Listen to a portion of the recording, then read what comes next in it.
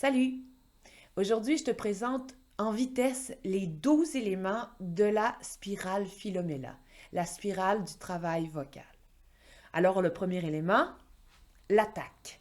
L'attaque, ça concerne l'accollement des cordes vocales. Leur accollement, mais aussi la tension. En fait, le travail de l'attaque vocale, c'est comme de faire un fine-tuning, un ajustement minutieux de l'appareil vocal.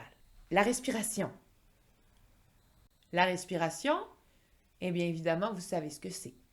Mais peut-être que vous ne savez pas que en chant, on ne respire pas comme quand on relaxe ou simplement quand on existe et qu'on respire normalement. Dans le fond, la respiration, c'est un phénomène réflexe. Nous, en tant que chanteurs, on va devoir faire un travail sur le souffle. Le soutien vocal. Le soutien vocal, c'est un concept un peu plus obscur, mais tout aussi essentiel. Cette fois, ça implique un muscle réflexe qu'on appelle le diaphragme. On va aussi travailler sur la posture afin d'avoir un meilleur soutien vocal. Les mécanismes. On dit de nos jours que la voix possède 4 mécanismes. 4 mécanismes. 2 de ces mécanismes-là s'appellent le growl et le whistle et sont produits non pas par les cordes vocales, mais par une deuxième paire de cordes vocales, des replis de peau.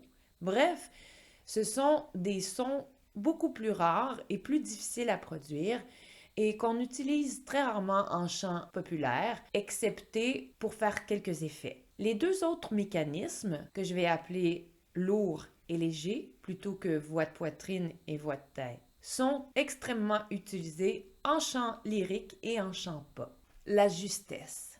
Eh bien, la justesse, ça concerne plutôt l'audition et tout ce qui se passe entre les 2 oreilles. Mais est-ce que j'ai besoin de vous dire qu'il faut travailler sa justesse pour devenir un bon chanteur? L'articulation. Qu'est-ce qu'il dit?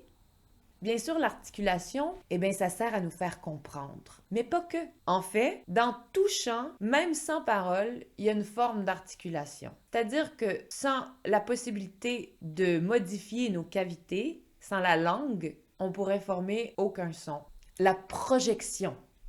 À ne pas confondre avec la puissance. La projection, c'est cette capacité que l'on a de parler, de se faire entendre de très loin. La projection, c'est cette possibilité, cette capacité que l'on a de se faire entendre de très loin, à ne pas confondre avec la puissance vocale. La projection ne concerne pas le volume, elle concerne la distance. Le timbre. Le timbre, c'est la couleur de ta voix. C'est ton empreinte vocale. Mais tu peux aussi travailler sur ton timbre pour en développer d'autres, avoir plusieurs timbres à ton arc, pour lui donner plus d'harmonique, pour lui permettre de sonner mieux. Ornementation. Ah, les ornementations, sans ornementation, un chant est bien plat. Qu'est-ce que tu en penses?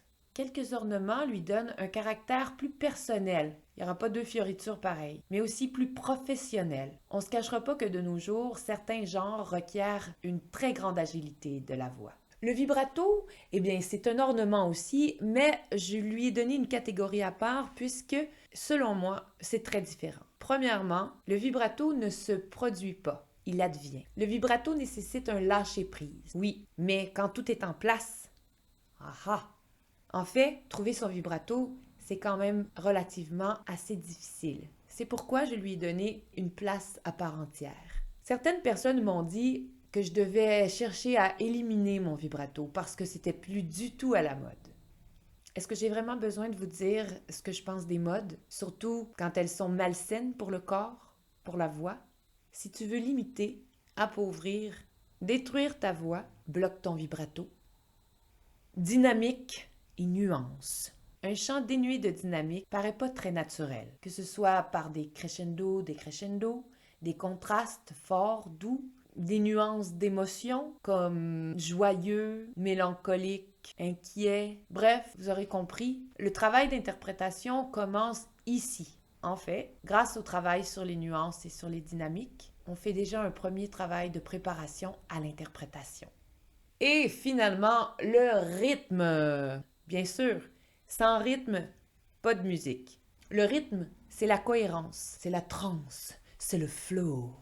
C'est aussi le phrasé. Si on change juste un peu le rythme, tous les micro-éléments doivent se réorganiser pour donner une certaine cohérence. Quand on parle de rythme, on parle de différents concepts. On parle d'abord du tempo, de la vitesse. On parle ensuite de la signature rythmique, quand on dit en 3/4, en 4/4, ternaire ou du binaire. Et on a aussi, bien sûr, des motifs rythmiques. Par exemple, pour prendre un exemple comme celui-là, 2 croches noires, noires, 2 croches, 2 croches, 2 croches noires, noires. Tout ça, ce sont des motifs rythmiques. Voilà, je t'ai décrit les 12 éléments qui doivent retenir ton attention pour parfaire ton chant. Mais je suis allée très vite. J'imagine qu'à ce moment-ci, tu as plus de questions qu'avant même de regarder le vidéo. Savais-tu qu'il y avait tout ça à travailler avant même d'attaquer une pièce musicale? Si tu souhaites approfondir tout ça, inscris-toi au webinaire où je vais t'expliquer encore plus en détail les 12 éléments de la spirale du travail vocal.